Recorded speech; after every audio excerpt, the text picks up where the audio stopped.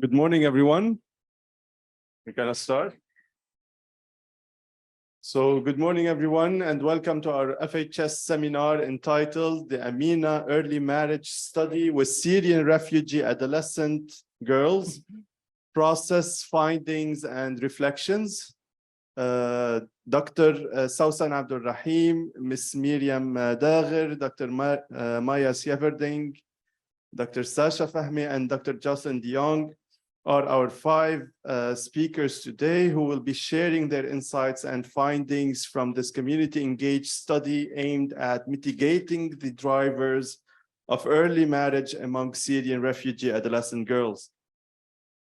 They will be discussing the process of conducting the study during turbulent times and the efforts made to ensure both community engagement and research rigor. They will present preliminary findings of the impact of the study on girls' attitude towards gender equity, marriage and education, and also sexual and reproductive health. They will also discuss the ethical dilemmas and institutional challenges faced throughout the implementation of the Amenah study in a context of displacement and structural violence. Our speakers will provide valuable insights on the importance of enhancing access to sexual and reproductive health information and services for adolescent girls in refugee communities, and they will share their reflection on the study and its implication to policy and practice. So this seminar promised to be an informative and a thought-provoking session, and we hope that the insights shared here today will inspire further research and action to improve the lives of adolescent girls in refugee communities. So I would like to also point your attention to the Amenah portrait exhibit on the third floor of the Van Dyke building. I invite you after the seminar to pass by and get to know the adolescent girls who participated in the project and whose portraits were taken by Myriam Dagher. So without further ado, the floor is all yours, Dr. Thank you so much. Thank you, Dr. Hanoun. Thank you all for coming, and it's wonderful to see so many students attending the seminar. We'll all present on the Amenah early marriage study, myself with my colleagues. I was invited to join a group to work on early marriage maybe 4 or 5 years ago by Dr. Jocelyn de Jong and Dr. Huda Zre, who's joining us today as well. And from that, a few years ago, from that, the Amenah study emanated, I guess. At that time, I was not really very much interested in early marriage. I was more interested in working in the context of displacement. But then the project grew and it extended and transformed into a long-term intervention. So we're going to present as a team.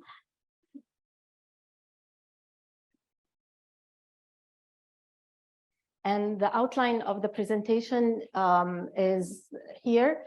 At the beginning, Dr. Jocelyn de Jong will give us some information, background on early marriage and early marriage in humanitarian settings, and particularly in Lebanon. Then we'll go over the timeline of Amenah, the logic model that we worked with, and the evaluation and community implementation design. Then we'll present to you some preliminary outcomes or results of the study. And then at the end, we'll reflect on the process and some of the many challenges that we encountered. So Dr. Jocelyn, please.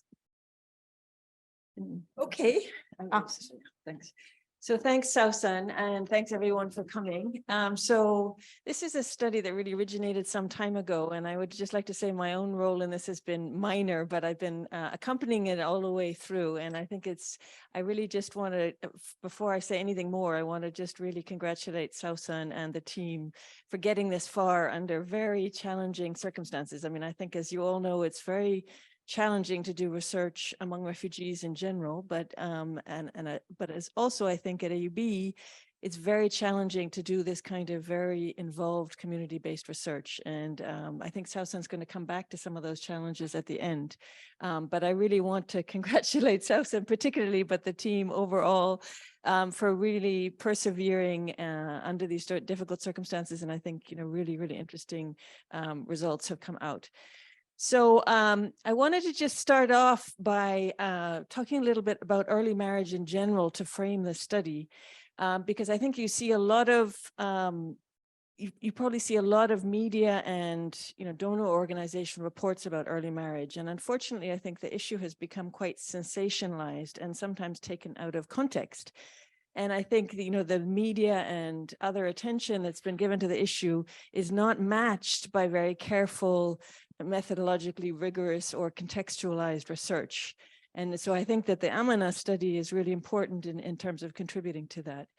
So early marriage, we prefer the term early marriage in this study. You often see child marriage, but we discussed it as a team and we felt that that was the way it was often understood. The child marriage in this context doesn't really make sense because by definition, you're not a child if you're married. And so there are a number of reservations that we had with the term child marriage. So we preferred early marriage. And it's defined as a marriage where either one, the husband or the wife, is under 18, but of course, most often it's the woman. And of course, the beginning, one of the main concerns is that when the woman is under 18, she is physically and psychologically not prepared for childbearing. And of course, once a woman is married, especially in this setting, she's likely to be proceeding directly into childbearing. But in fact, the evidence for the effects of health are actually not very conclusive. And as you can imagine, that they're very methodologically challenging to do those kind of studies. But there are also ethical reasons why it's difficult. So for example, you can't randomize women to early marriage and a control group that isn't.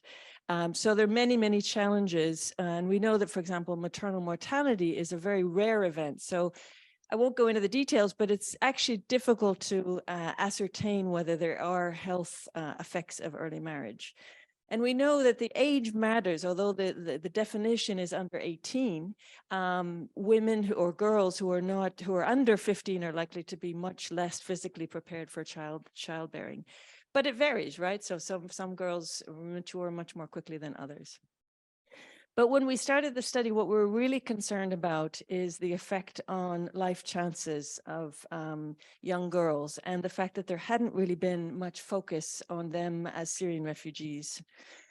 And we do know, and this is something that we're really most concerned about, and you'll see from the findings what we focused on, is that once a girl marries, whether she's under 15 or under 18, her ability to negotiate her own health, the control of her own body, her access to health services and sexual relations is much more challenging. And this, of course, is exacerbated in context where there's a large age difference between her and her husband. And then once married, she's less likely to use services. So the data that does exist shows us that women who are married early are much less likely to deliver with a trained birth attendant or to have access to high quality care. And then in terms of community-based interventions, there's been evidence, and also our experience at the faculty is it's harder to reach those women. In a sense, once they marry, they become much more isolated. So what do we know about early marriage, conflict, and forced displacement? And I'm sorry, I put a lot on this slide, but basically from the international literature, first of all, there hasn't been a whole lot of research on early marriage and forced displacement and conflict. And actually, when we looked at international reviews, the evidence again was conflicting. In some cases, wars led to an increase in early marriage, and other cases, not the case. But I find it interesting that in this region, the focus is on early marriage. In fact, it's really the same issue, but a different context of all the focus in other countries, particularly in Europe and in North America, on what's called teen pregnancy, which of course is typically out of wedlock, so out of marriage, right? So teen pregnancy has been given a lot of policy attention in other contexts. But there's, as I said, it's really under-researched whether conflict leads to greater prevalence of to greater rates of early marriage. And it's interesting that Marwan Khawaja in this faculty was one of the ones who first drew attention to this concern when he looked at fertility trends during the first Palestinian Intifada, and he found that there was a surge in adolescent fertility. And so he explored some of the reasons for that. We had a master's student in the population health program who looked at Nahr al-Barid refugee camp for Palestinians. And this was qualitative research. It was very interesting because she found that the whole dynamics around marriage had changed as a result of the real closure of the camp, the crackdown on the camp. And marriage became cheaper and easier. And in fact, many people were talking about the resurgence of early marriage. So we know that conflict leads to breakdown in families, in communities, in disbursement of the family members, and so there are many effects of conflict which are likely to precipitate early marriage. Now, in the existing research in Lebanon and in this region among Syrian refugees, the concept of sutra emerges very strongly in terms of some of the reasons why families decide or to go for the path of early marriage. But of course, it's a sort of false sense of protection. And we know from existing research that, in fact, it doesn't really protect the girls. And in fact, in a context of widespread gender-based violence, this has been one of the rationales, but doesn't necessarily protect the girls. So among Syrian refugees, again, we don't have a lot of research, but in general, adolescents have been an underserved and under-researched group. Existing studies show a very high school dropout for those adolescents who do enroll, but very low educational enrollment in general. And of course, the emphasis for UNICEF and other donor agencies has really been primary education and not looking at the continuity to secondary level. And there's also been research showing pervasive mental health problems. And interestingly, the worldwide research on early marriage has not really focused. It's really focused on the SRH implications of early marriage, but hasn't looked at the mental health consequences. So, parental stress, financial stress, we know all the stressors among adolescent girls in Lebanon, but also some evidence of really very low knowledge about sexual reproductive health and contraception. And again, we'll come back to that in the findings. And that once girls are married, they're among Syrian refugees, there's been evidence, and Sawsan might refer to this, is that they're much less likely to legally register the marriages, which of course has knock-on implications for registration of births. So I'll end there, but just one last point, which was very much our starting point in embarking on this study, which is that when we looked around the world, although there's growing evidence on what interventions actually work to reduce early marriage, hardly any of this evidence was from conflict or forced displacement settings. So I'll hand over. Okay, thank you. Do you want to use that one or the other one? Okay, so in response to all of this information, basically the Amenah study began, and it was not called Amenah at the beginning. We started out actually in the summer of 2016. Great, the pointer works. We started out in the summer of 2016 with a small survey that we conducted in 3 towns in the Beqa. And the result of that survey showed actually that 1 out of every 4 girls who are younger than age 18 was married at that time in the survey. So this gave us an indication that this is a social issue that deserves attention. And in our team meetings, we actually decided that we're not going to move ahead with additional or more descriptive research. We're going to wait and actually design an intervention or implementation research to address early marriage. In 2018, we received funding from the Ford Foundation, and we started to basically design and conduct the Amenah intervention. In retrospect, we started to call that the Amenah pilot, because actually We learned a lot of lessons. We weren't able to do everything that we wanted to do in that study, and but we learned a lot of lessons that we transferred and used in Amenah 2, which started, actually, there was some overlap between Amenah 2 and the pilot, but the actual work for Amenah 2 started in very early 2020, and we all know what happened 2 months later. So we started, actually, we started the baseline, the first baseline, we call it baseline 1, in January, February of 2020, and then we stopped for a long time, for many months. During these months, we kept thinking that we're going to go back to the field, every month. But we actually didn't go back until early 2022. In early 2022, we did the second baseline because we felt that the first baseline was not very relevant anymore. And we actually needed to recruit a lot more girls to participate in the intervention. The intervention was short. Actually, it was 6 months. It was very intense, but it was only 6 months long. And then in the summer of 2022, we did the first end line. And then 6 months later, we carried out the second end line. Just one thing about the name of the project, Amenah. We were actually working through, like, trying to find an acronym for the project that had the letters adolescent, that had A for adolescent, E for education, marriage, M for marriage, and we couldn't find a nice acronym. But then in some formative research that we were carrying out with mothers and community members, the word Aman kept coming up a lot when talking about why girls marry at an early age, why the parents accept that their daughters marry at an early age. So we decided to call the project Amenah, and it has the A and the M and the E. So the logic model of the study is very busy.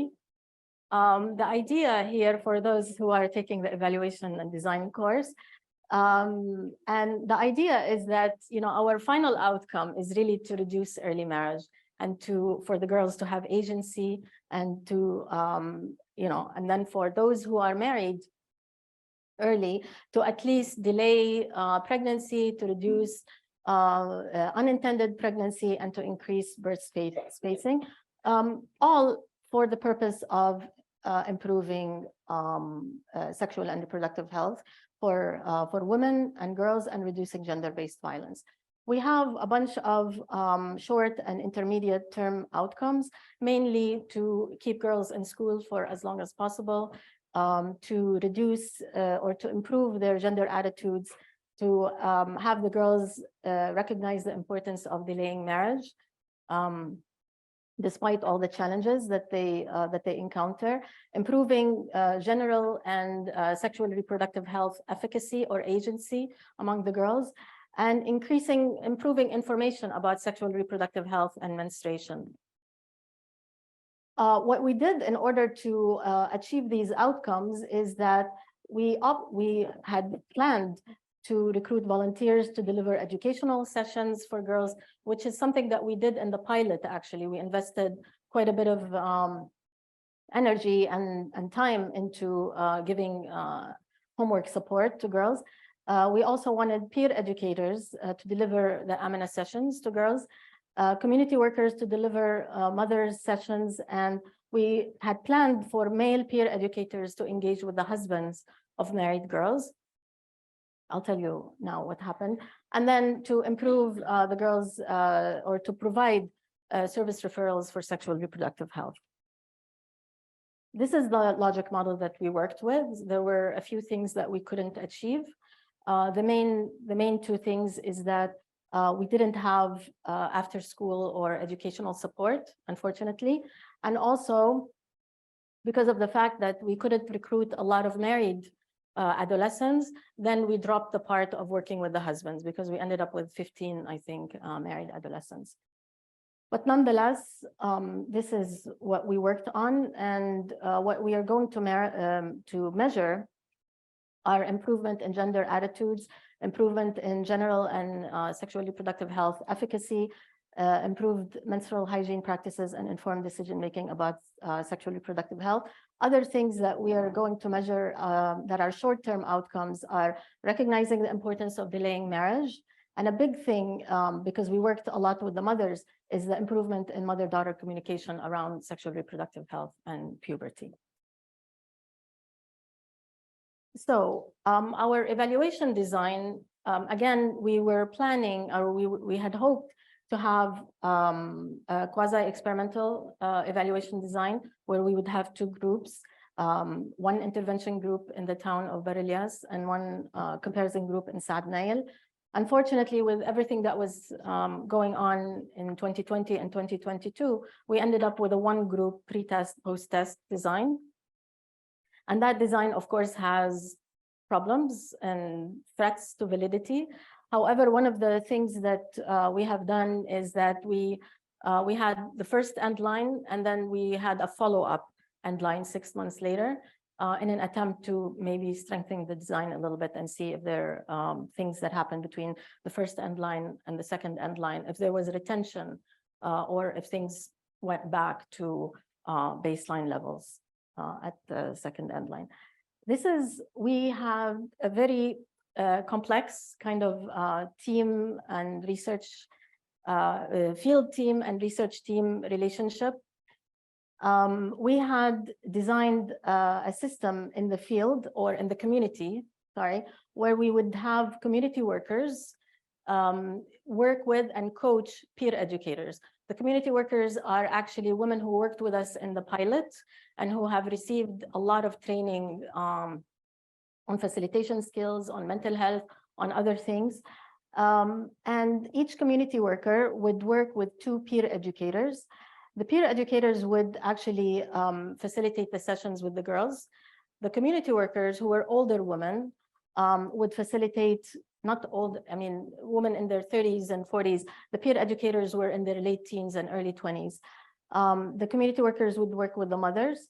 Then we had a community research assistant who was involved with both the community team and with the research team here at AUB.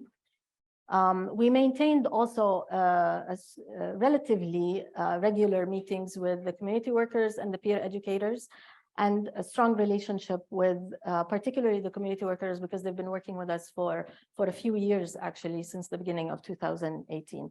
We had 4 of these units. So we had 4 community workers and 8 peer educators. And so we had this type of arrangement in the field.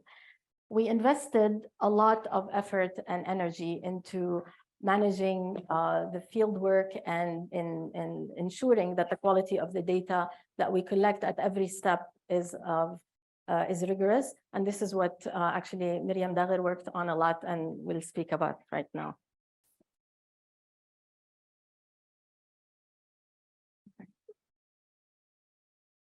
So hi, everyone. So I'm going to be covering this section. So actually the pilot study, Amenah 1, and that gap period that we had before we resumed Amenah 2 gave really a research team some time to reflect upon some important components of the study to actually prepare for more informative, effective, and high-quality implementation. So we thought to share some of these components with you, as we believe they may help current and future community-based projects. So to start with, we actually worked extensively on the visibility of the Amenah project in Amenah 2. So we basically created a website and extended our social media platforms. So what we did is actually disseminated health messages and relevant stories about early marriage and news about the project. So what is the relevance of this? So the visibility of the project really help us stay connected to our target population, which are in our case, the families of adolescent girls, their mothers, and adolescent girls themselves. And by this, we really gain the trust of the community. We sustain the interest too. And what really helped us is, it really helped us to actually enhance the retention of participants that were recruited before COVID. So to have almost a large number of them after COVID, so after 2 years, imagine.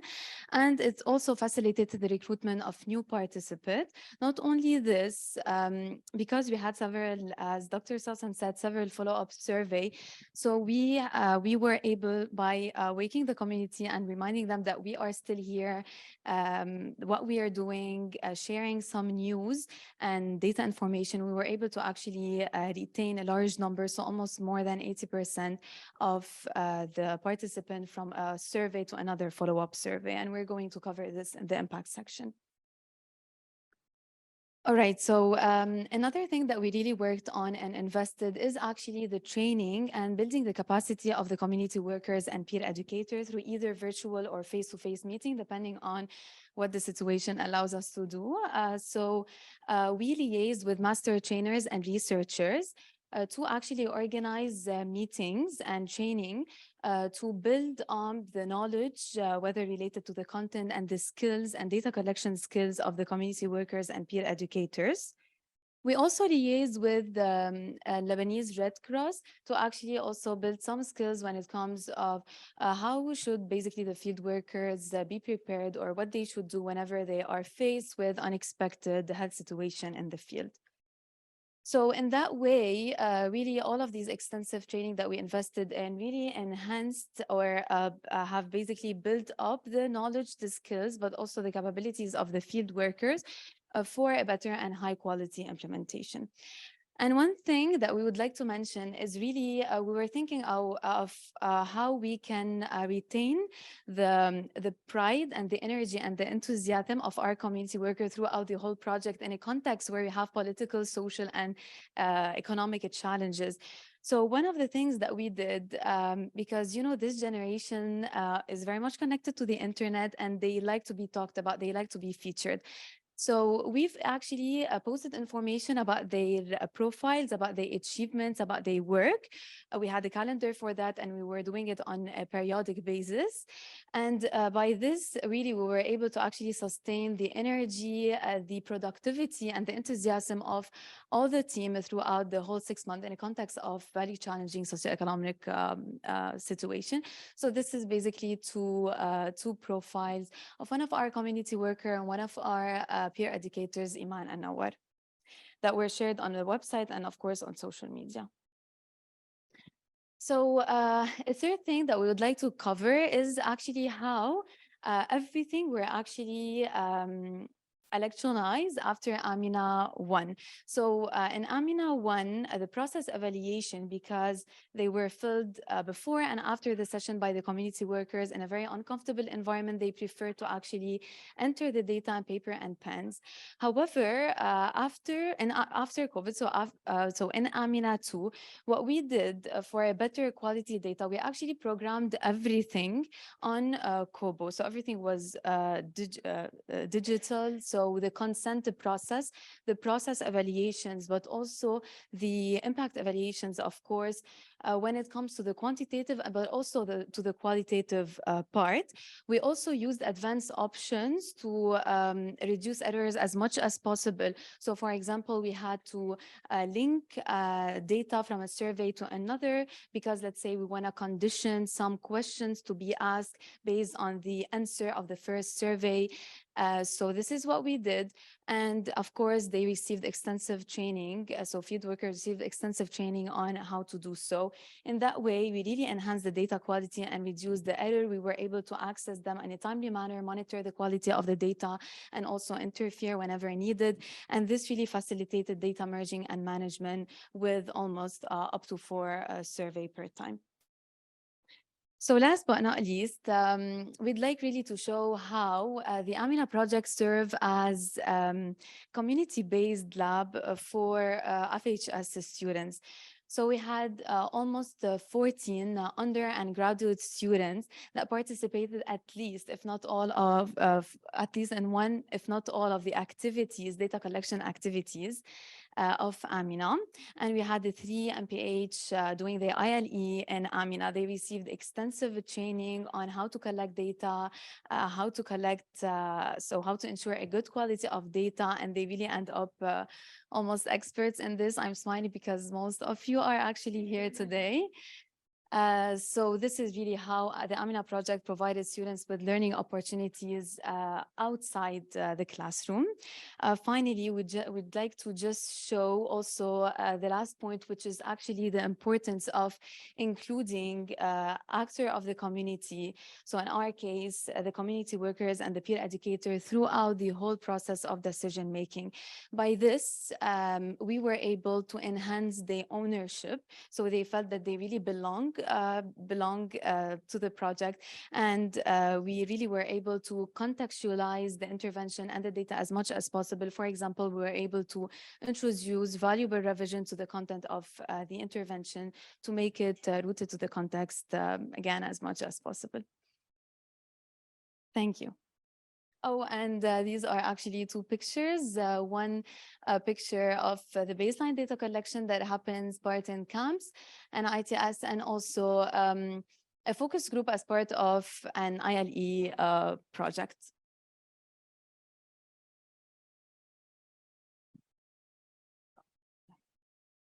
Okay, thank you, Myriam. I'm going to turn to some of our preliminary impact evaluation results. I will say after so many years, you can imagine it's very gratifying for us now to be able to see some of the impact that the intervention has had on the participants.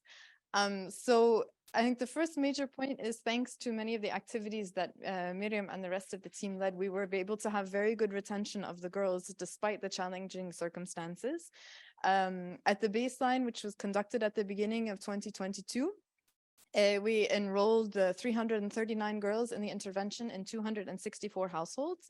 There were many households that had multiple girls in the target population, and they joined.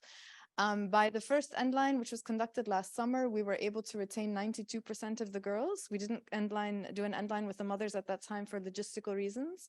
But at the time that we did the second end line for girls and the first end line for mothers just 2 months ago, we were able to retain almost 90% of girls and over 80% of mothers.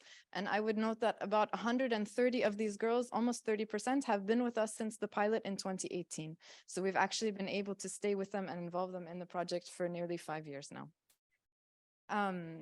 So just to give you a sense of who these girls were and some of the characteristics, again, our target population was 11 to 17-year-olds, whether they were married or not. Although, as Sawsan mentioned, it proved quite difficult to recruit married girls. So in the end, we only had a small number of girls who were married and engaged. And these are actually not included in the results that I'll show later because their experiences, of course, are quite different. The majority of the girls were on the younger side, but we did have a good group who were 15 to 17. And some of the girls who are actually older than the target population are because we recruited them back in 2019 when they were under 17, and they stayed with us in the project even though they were older. One very important point with regards to marriage in this population is that school enrollment rates are quite low. About 2/3 of the girls were enrolled in school at the baseline. This is probably higher than the population in part because we recruited girls from school. And of those girls, about 70% of them were in informal schools. Excuse me, formal schools. The other 30% were in informal schools. So one of the positive things of the intervention is that there were actually very few girls who got married over the course of the time that we tracked them. We had maybe 3 girls who got married and another 8 to 10 who got engaged. So we can't analyze this as an outcome, but it's good substantively. For education, we did see very good retention of girls in school through last summer. There was only about 5 or 6 of them who dropped out. However, where we did see a gap was when we did the second end line this year. And actually about 15% of the girls who had been enrolled in schools did not re-enroll in school in 2022-23. Likely in part also because of the many challenges we're seeing in the education system in addition to the difficult context. So this is one of the things that we're working on further analyses is to try to track, especially for those girls who have been with us for so long, to look at retention in school because we know from the literature that this is very closely related to early marriage. In terms of also the girls' families, the characteristics to give you a sense of the background, a bit over half of the girls lived in camps in ITS, which is somewhat higher than the general population in the Ba'a. This is again how related to our recruitment. The majority of them were living with their mothers and either the father or the mother's husband. There were about 10% of households where the mother was not currently married. The education levels of the parents were quite low among both the mothers and the fathers. 35 to 40% of them had entered primary school as the highest level. They may not necessarily have completed. And another 35% or so had entered middle school, but may not necessarily have completed. And the majority of the fathers were not working. The vast majority of the mothers were also not working, which is why I didn't even present it. But then I think another important point that goes back to what Jocelyn was discussing in the introduction is that we see that about 40% of the girls' mothers themselves had married before the age of 18. And in fact, 17% of them married before the age of 16. So we see that early marriage was quite prevalent in this population even before displacement, because these are mothers who got married back in Syria. So turning a little bit to some of our outcomes, one of the really interesting methodological challenges that we faced was that actually attitudes towards education were extremely positive at baseline. So when we asked at baseline, and this is a lesson we learned from the pilot, what level of education girls should ideally reach, 80% of girls and like 90% of parents said that the girl should reach university and that they expected their daughter to reach university. Whereas we know that in the context, given the structural constraints, that this is extremely unlikely, particularly given that such a high percentage of girls are not in school. So in order to understand a little bit one of our key outcomes, which is this trade-off between staying in school and getting married when there is sort of an offer on the table, we constructed a series of scenarios that were presented to the girls along with some of the pictograms that you see here, where they were essentially presented the story of a girl named Sarah, who's 16, a Syrian refugee in the Bekaa, living with her parents, and she's given a marriage proposal. And we varied the circumstances of Sarah. So sometimes she was in school, sometimes she wasn't, sometimes the potential suitor was a cousin, sometimes he wasn't, sometimes we varied the family's financial situation. And this enabled us to understand a little bit how are they thinking about these trade-offs and prioritizing education versus marriage in a sense that was more concrete for the girls. And I would note that this is something the team really, through our series of the project we worked on a lot, was trying to design survey questions like this one that were understandable to the girls and that we felt were more concrete to them than some of the more abstract idealized measures that we had sort of struggled with in the pilots. So using this measure, we found actually a very positive trend in that the percentage of girls who never accepted the proposal across all of the scenarios increased significantly from baseline to endline, and then increased again to the second endline.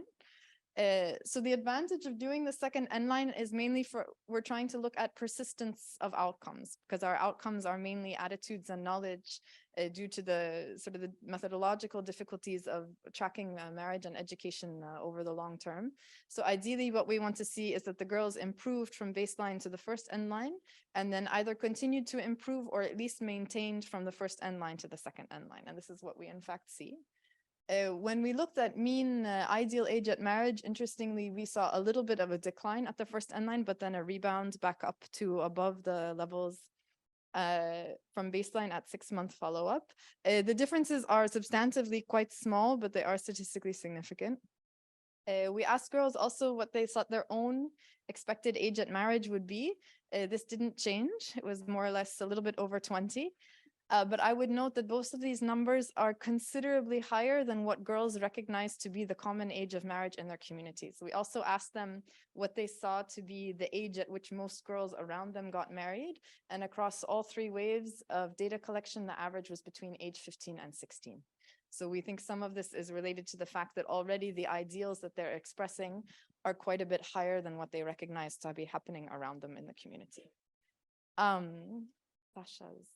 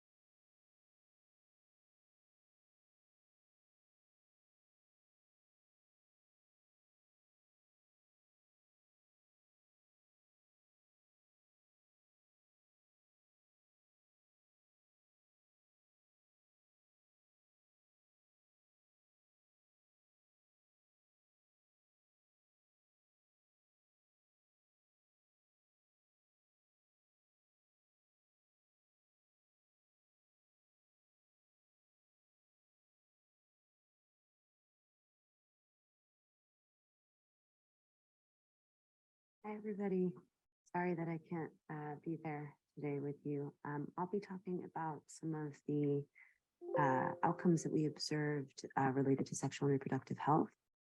So generally speaking, we observed a favorable impact of the intervention on the SRH outcomes. So in this slide, I'm showing the attitudinal and knowledge outcomes measured among the entire sample of girls ages 11 to 17. Significance testing was conducted from baseline to end line, and again from end line to 6-month follow-up. And we can observe significant improvements in several outcomes. So a significantly higher proportion of girls agreed entirely with the statement that girls have the right to make decisions about their own bodies at end line as compared to baseline. And then this effect, as you can see, was retained in the 6-month follow-up. Sorry, for some reason you can't see my cursor on the screen. There were no significant differences in the agreement with the statement about girls' right to make decisions about their own health. However, the majority of girls had agreed with this statement at baseline, which is worth noting. The most impressive improvements were noted in the mean SRH self-efficacy score, which improved from 6.7 to 7.1. A significant improvement, and remained elevated to 7.4 6 months following the intervention, as well as the mean puberty knowledge score, which improved from 3.5 at baseline to 4.1 at end line, and actually significantly improved at follow-up as compared with end line from 4.1 to 4.6. It's not really clear what's driving that improvement. There was not, we thought potentially that maybe a significant number of girls had experienced menarche in that 6-month period, but that wasn't actually the case. Age alone doesn't seem to be could potentially only account for this kind of significant of a difference. And then we also thought potentially about maternal-daughter communication having been improved potentially as a result of the intervention, but that also does not really seem to have been the case. So we're not sure quite yet what can explain this significant improvement, but the results are favorable overall.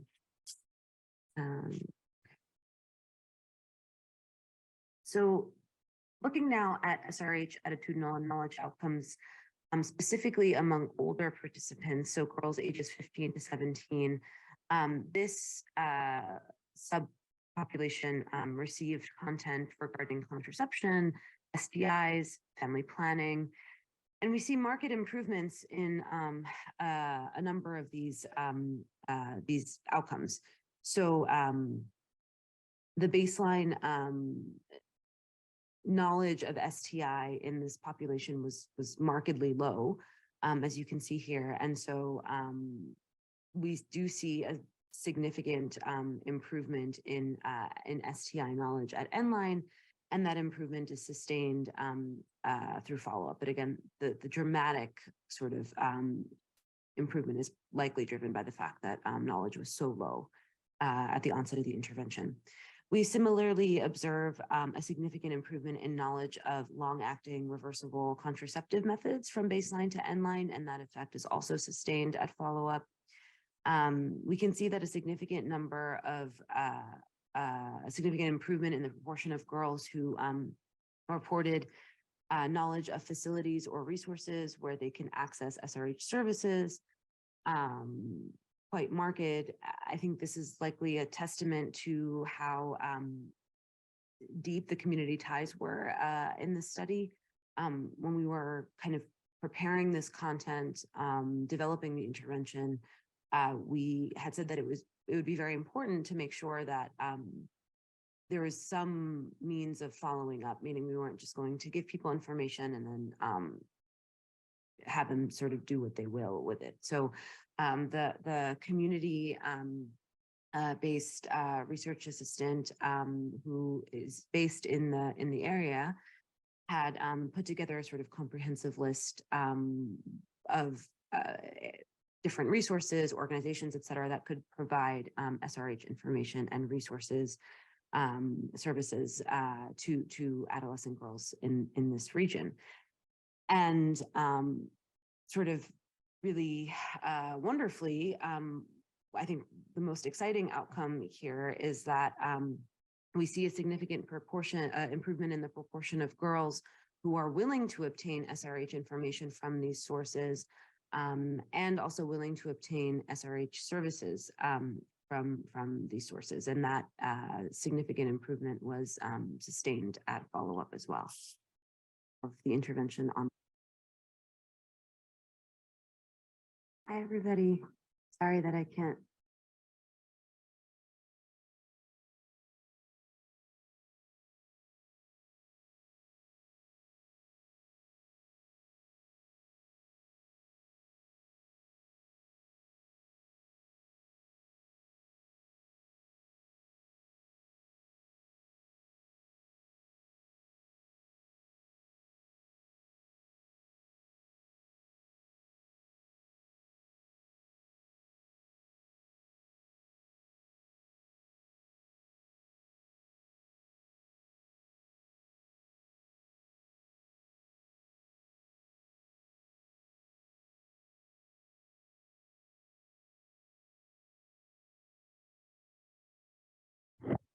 Sorry that we had to stop the recording. The analysis is ongoing and we're looking more into the results as well. So hopefully maybe in a couple of months, we'll have a more elaborate interpretation of the data. What I wanted to do is also to reflect a little bit on some of the challenges that we've encountered, and to really focus on institutional challenges rather than to think about, you know, all the challenges in the country, which has become really mundane to continue to talk about every day. But it's really important to think about challenges at AUB that we encountered conducting community engaged research as researchers in AUB. And the purpose of really going over just two main challenges is really to think about how things can improve rather than to only complain. Thankfully, there's a call for a provost of research right now at the university level, because I think there are issues that need to be discussed related to how the university can facilitate community engaged research, and basically help professors deal with some of the particularities of community engaged research.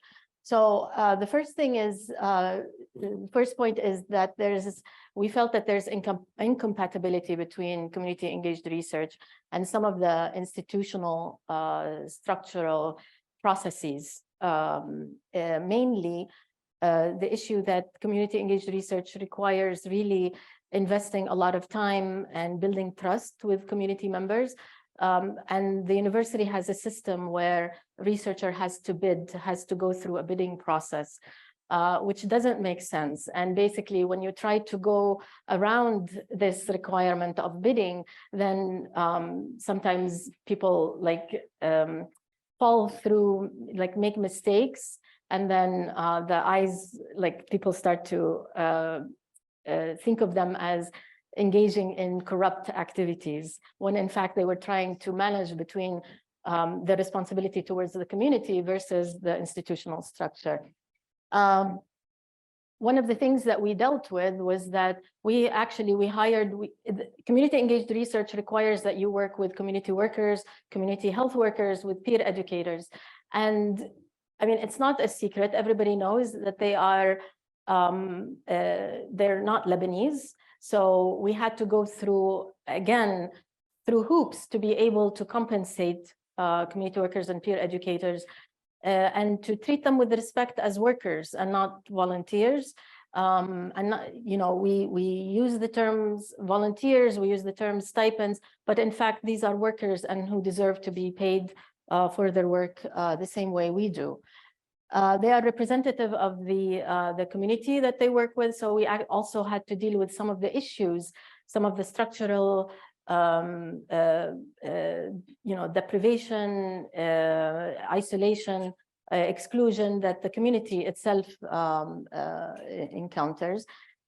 One of the things also that we had issues with is related to spending money and purchasing things for the project, when we knew that if we purchased some of the things from the community in Biqa, it would be much cheaper. We could have saved a lot of money, but we couldn't do that because we had to show formal receipts. We had to go through the university.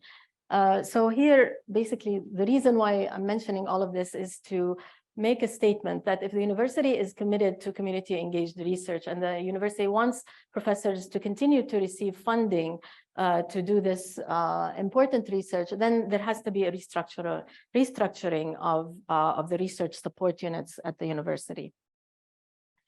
The second issue that I want to highlight is relates to IRB and ethical approvals.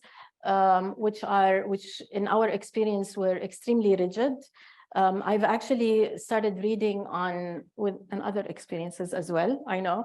There are some universities and some institutions that start the process off with meeting with the researcher or bringing in a committee to discuss together what are the potential ethical issues that may arise from this particular research. So bringing in people who are experienced in this particular research, maybe people from the community, and starting a discussion with the researcher. Whereas in the context of our university, the researcher is not allowed to talk to anyone on the IRB committee.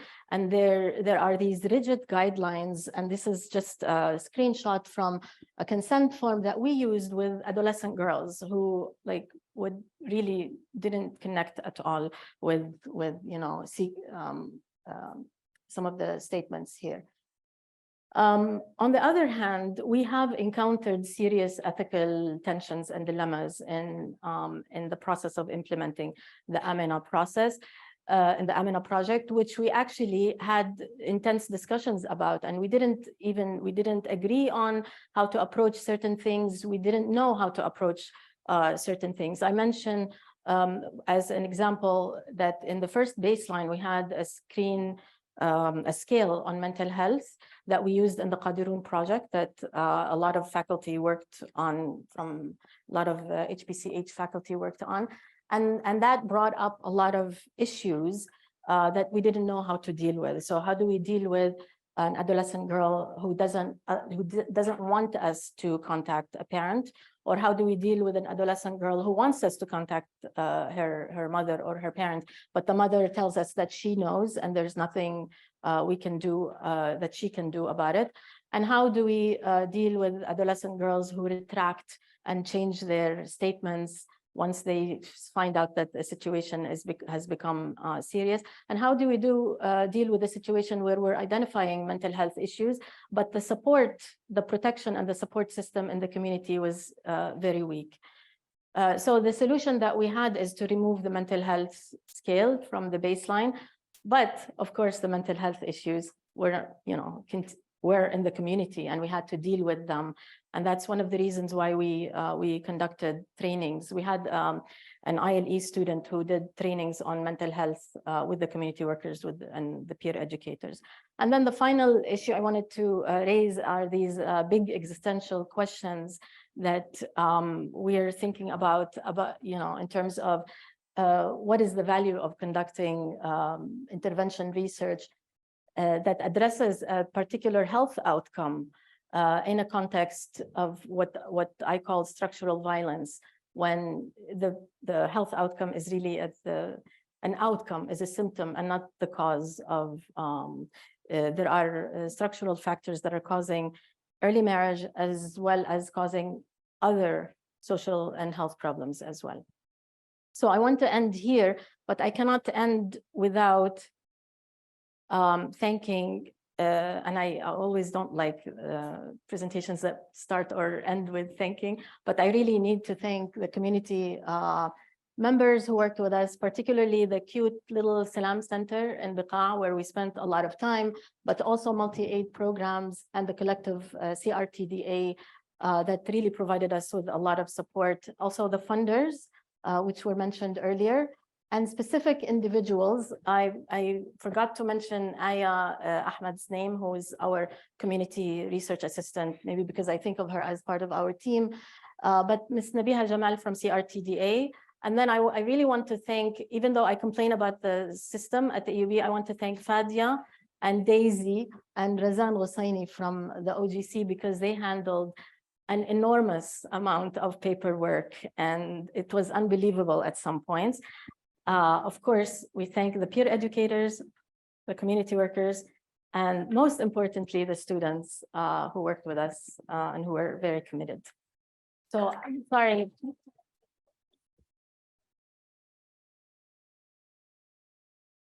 We Thank have you. 3 minutes or 4 minutes for questions. Of course. So, So others. any questions from the floor? Yes. and for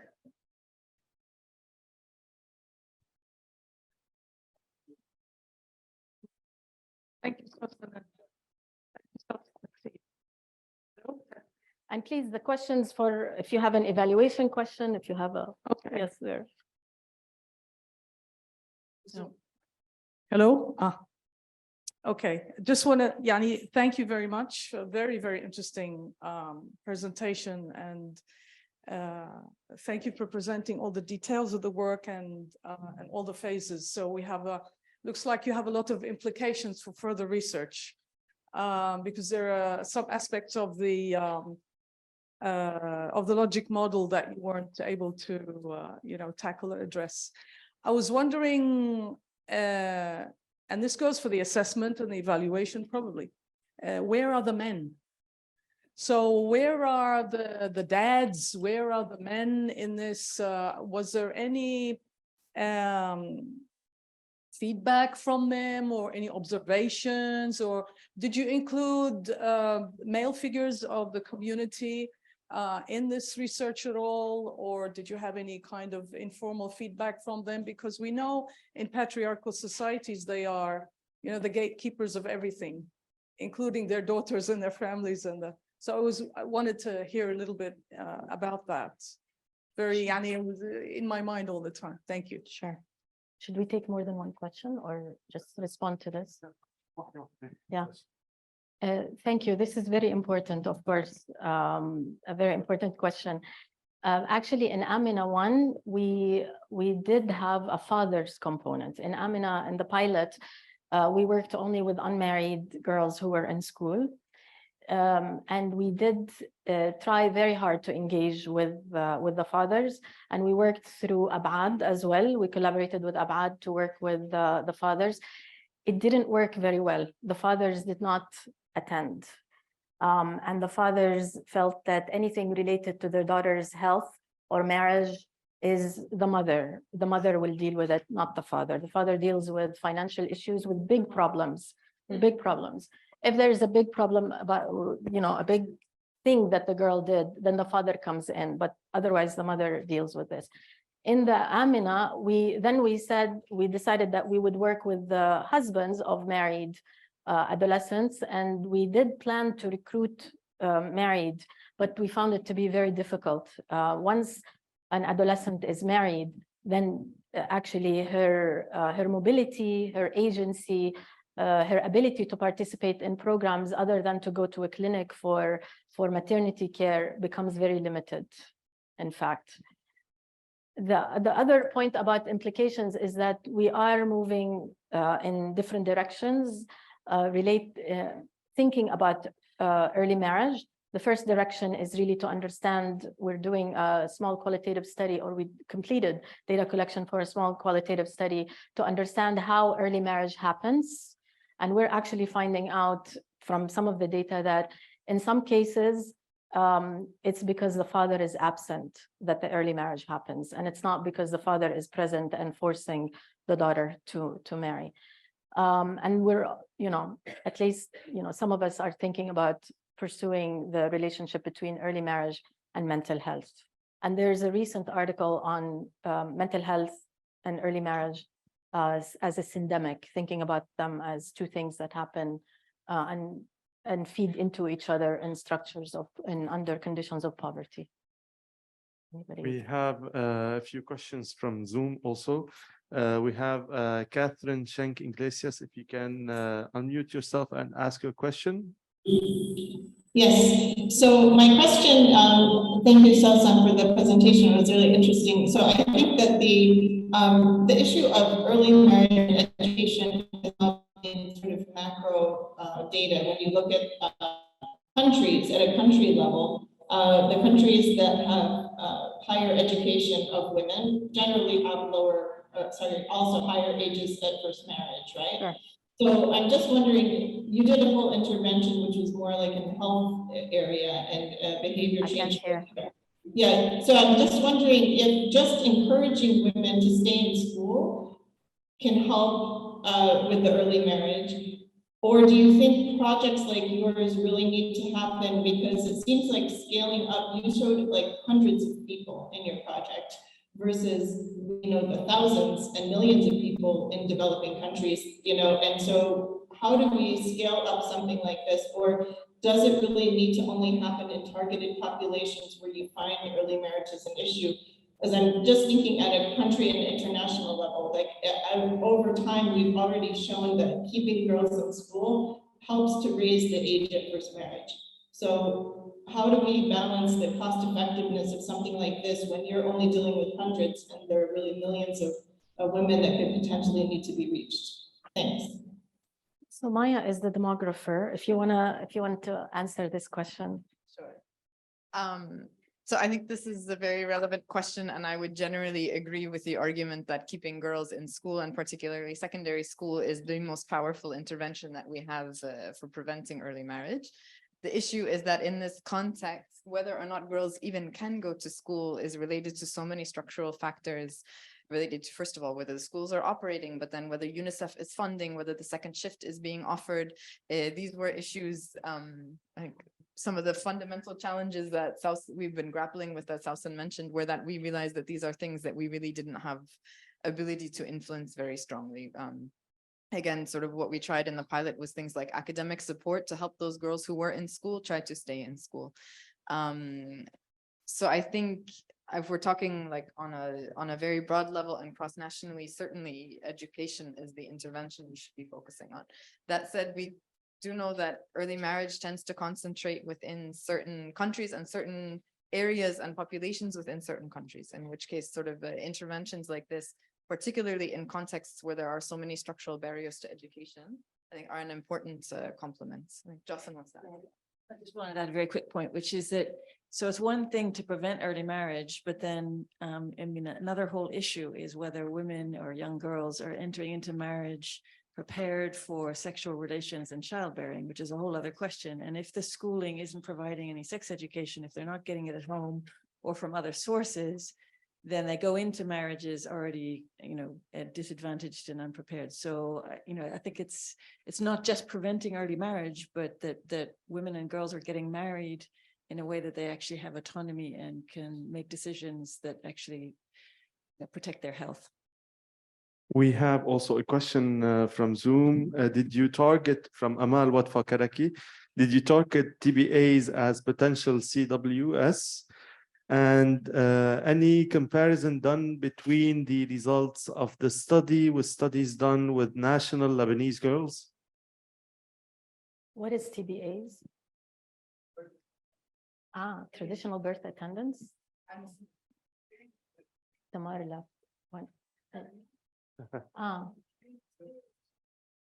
Trained birth attendants. Did we compare them with peer educators?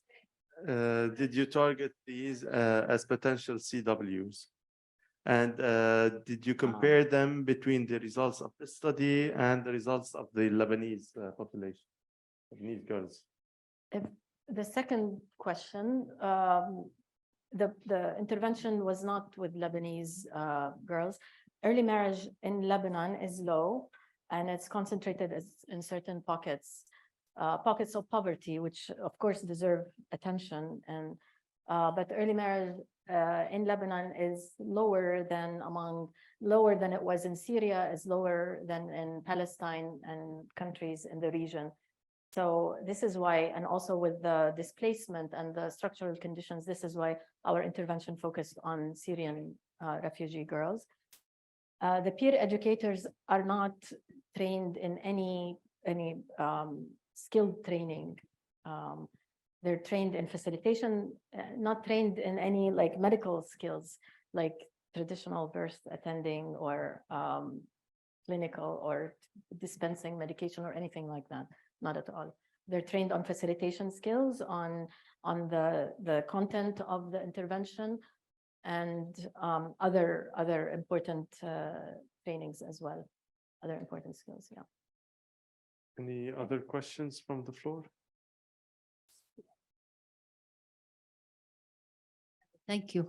I have two questions. You talked a lot about the challenges while implementing. I want to ask you whether you had similar challenges while implementing what was in the proposal. So did the funder have any kind of comments when you had to, not to change, but with these kind of community-based interventions where I think you may need to change the protocol while you have original protocol, where there's some challenges with the funder. The other comment which I want to say, what's next? I know these people, these girls have had, I'm sure, lots of hope, optimism, and agency. So an abrupt kind of withdrawal from the community will make it worse on their mental well-being. So what's next after this community, and specifically for the participants? Thank you. Yeah. For the first part, I have to say that we had a really positive experience with the funders, with both the Ford Foundation, who were completely hands-off, and then with IDRC, who were engaged, really relatively engaged, but very positive and very flexible. I was expecting the opposite. I was expecting that the funder would be the one that will make things difficult. But in fact, the funding was really, the support we received from the funder, the flexibility was really surprising for me. With respect to what's next, we have a plan for this to become like owned by the community and to move forward, for the community workers and the peer educators to move it forward themselves with minimal support from us, like let's say in maybe writing a proposal, or this is something that we actually, when we were attending ASPPH last week, some of the faculty, some of the presenters talked about the process of sort of like giving a project that is developed in an academic setting, giving it to the community to move it forward. And I think that would be a very positive thing that can come out of this project, but it requires work. And it requires not only, it requires also that to change a culture in community settings that always relies on an NGO getting funding and hiring community members. Because I think like over the years, the community workers and peer educators have become comfortable with this, that they always apply for jobs, short-term jobs, and they get them. And then, that leads into another job. I think they're very hesitant or anxious about them taking a project and moving it forward. We need, to work with them on that, building. Okay. We have just one final question from Grace Khawam. She's thanking you for a very interesting study and project. And the question is, were differences in parental attitudes, like the mothers, also been measured? Yes, they have been. And we're going to look at that. So the mother's attitudes are extremely important for shaping the girls' attitudes and the outcomes. Absolutely. And we do have data on this. Okay. Yeah. Okay. With that, we conclude our session for the day. Thank you all. Please pass through the third floor and look at the portraits. Thank you all. Thanks.